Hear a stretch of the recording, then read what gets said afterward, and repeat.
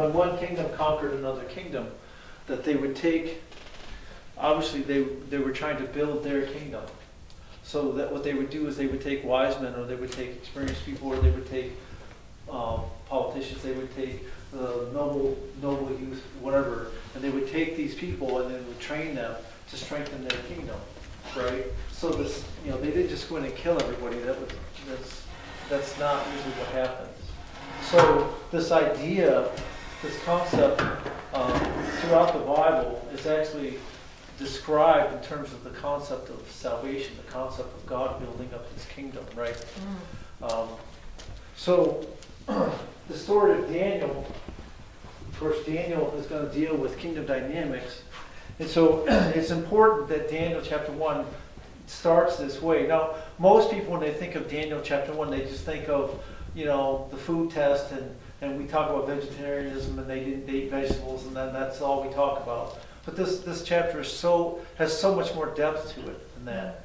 And it really lays the foundation for understanding kingdom dynamics throughout the rest of the book, especially when you get to the prophetic portions. Of course, the whole book is prophetic. That's one of the reasons why I start this way. So that you start seeing the stories of Daniel are just as much prophecies as the second part of the book where the visions and prophecies are. So one of the things I noticed right away is because the Bible says that the Lord raises up kingdoms and He takes them down. The second verse talks about that the Lord gave Jehoiakim, king of Judah, into his hand. That's right. So Nebuchadnezzar is a servant of God, right? Mm-hmm. He's actually doing God's will in God's this case. will. Yeah. But of course, we'll know in the stories that God is wrestling with Nebuchadnezzar. And Nebuchadnezzar actually becomes converted. But Nebuchadnezzar is a servant of God in a personal way. He's doing what God has called him to do. Now, of course, there's some other aspects of that we can deal with when we get into the king of the north and all that. There's some other symbolism going on here as well. But the ones that were taken prisoners were actually being sent there as rebukes for evangelists emissaries, to the kingdom that was taking over. You mean going to Babylon? Is that what Yeah, you're they saying? were being sent to Babylon as preachers or example of God's kingdom. Well, yeah, that God has a purpose, right? Yeah. Now you can tell here that. Well, we'll get into that later. I'll jump there. So let's start now. So what happens is this idea of transferring from one kingdom to another kingdom. Jesus said something in Mark 13. It's Mark 3, verse 37, I think it is, or 27. Mark 3:27. Let's check. He makes this interesting. Jesus is always making these interesting kingdom dynamic comments. But in Mark 3:27, he says, "No one can enter a strong man's house and plunder his goods, unless he first binds the strong man, and then he can plunder his house." It's very interesting.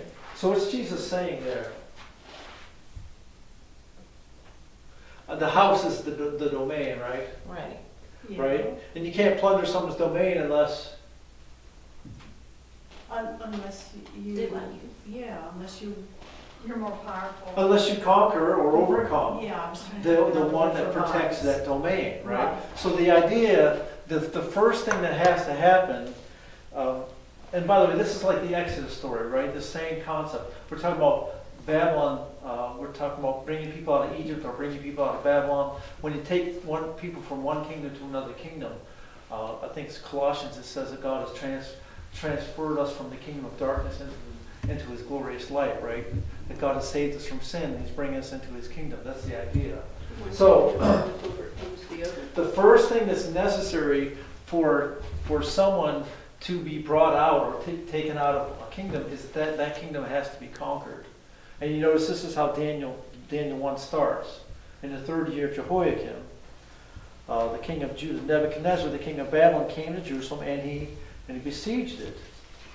And the Lord gave Jehoiakim, king of Judah, into his hand with some of the articles of the house of his God. Right? So the idea is that first thing that has to happen is that the kingdom this kingdom is overcome or conquered. In other words, the idea is what happens is that you have two kingdoms and you have two kings, and there's different standards. And the idea of the battle is really which king, or which standard, and which principles of which kingdom are more stable, or more better thought through, or more powerful, or whatever, in terms of the competition that's going on, right? And so there's this battle between two kingdoms or principles.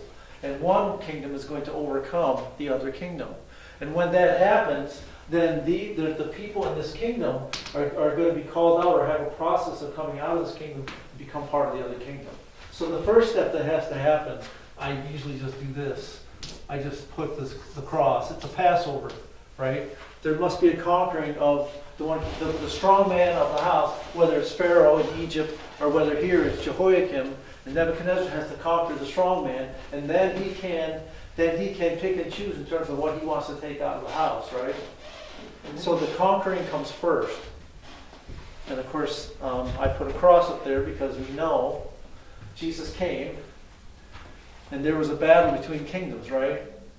And of course, Satan was surprised because he thought the battle for the kingship was going to be a worldly struggle, just like we thought. Right. He didn't An realize. earthly one. That's right. And he looked at it the way a fallen creature looks at it, but he was tricked. He thought when he was killing the other king, he would win. He was winning. He didn't realize by killing the king, he was Losing. He was losing, right? That was contrary to that's contrary to the way that we think. Yeah. So Jesus comes and he willingly loses. That's how he wins. So that's why I put the cross there in terms of the steps. But you see, what happens is literally, and I put the cross there, what's happening in Daniel 1 is literally a Passover experience. Some people are going to live and some people are going to die. It's the same thing that happened in Egypt with the Passover, right? The firstborn of Egypt died, the firstborn of God's people live. So there's a Passover experience. And the kingdom is decimated, conquered. So now this process of coming out is going to take place. So what happens next?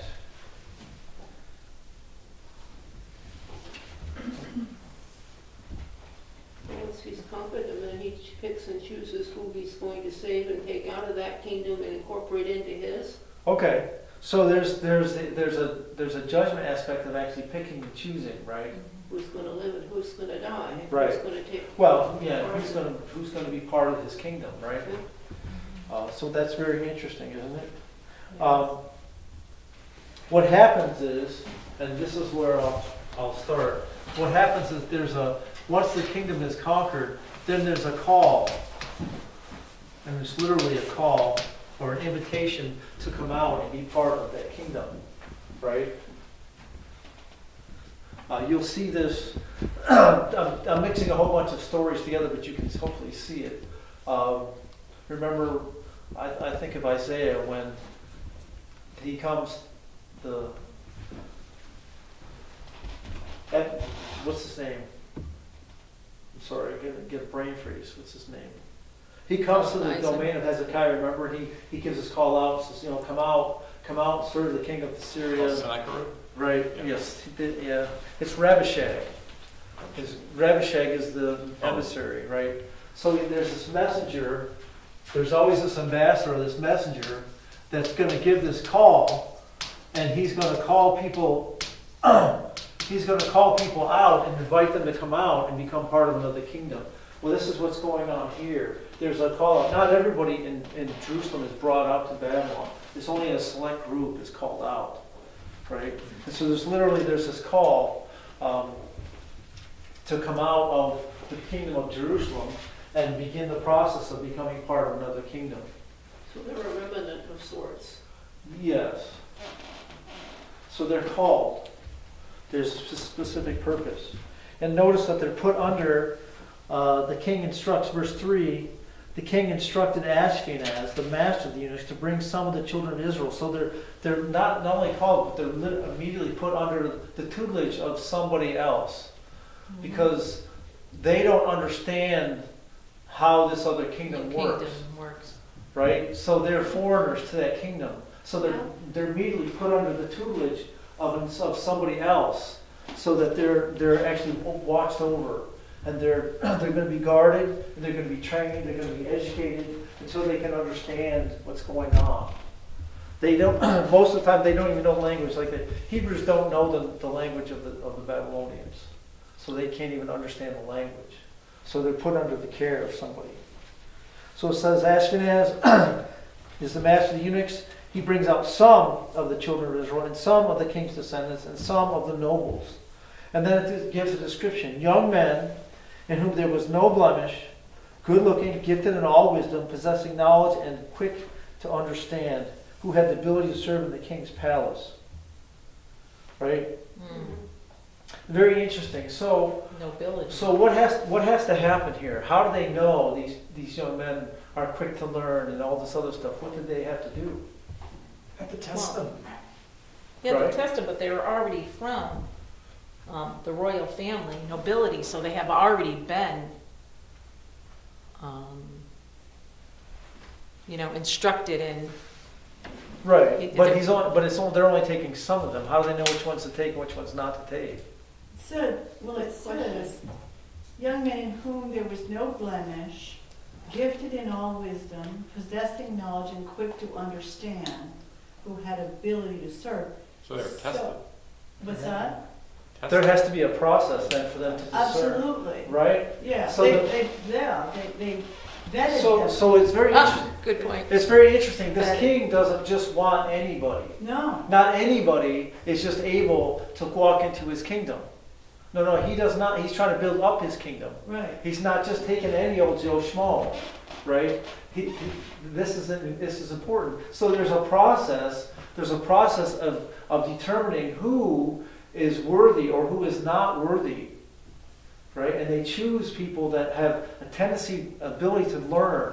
They're quick to learn, all the different attributes that they described to you. That's very interesting, right? When you bring a sacrifice to the Lord, you just bring any old sacrifice? No, you're supposed to bring the Right. best and It's- perfect. Well, it's no blemishes, right? Right. And this is the same idea you get here in the story, right? No You don't bring a sacrifice with a blemish. Malachi talks about that, right? So it's not just anybody is invited to come. There's a judgment process that actually takes place here. By the way, that's part of the Passover experience. You talk about the firstborn in Passover. It wasn't just anybody.